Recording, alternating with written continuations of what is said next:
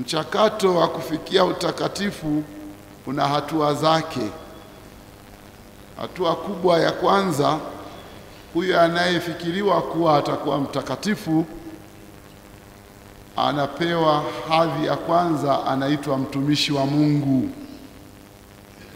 Hii ni hatua inayozingatia fununu na hisia zote zinazotaja kwamba huyo ndugu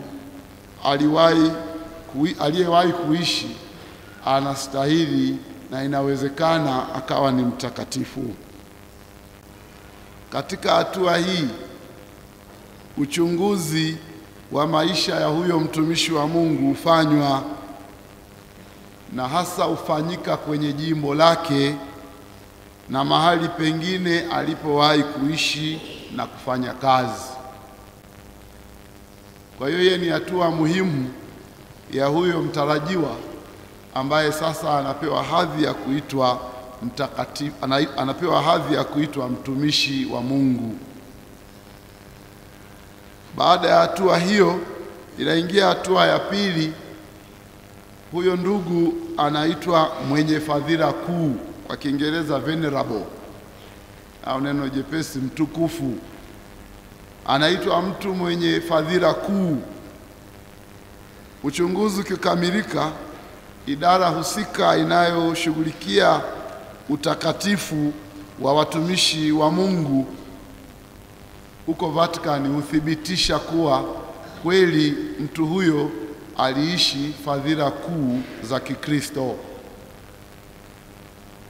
Hatua ya tatu, ndipo mtu huyo hutangazwa kuwa mwenye heri. Hatua hii ikifikiwa, maana yake kanisa limethibitisha kuwa mtu huyo yuko mbinguni.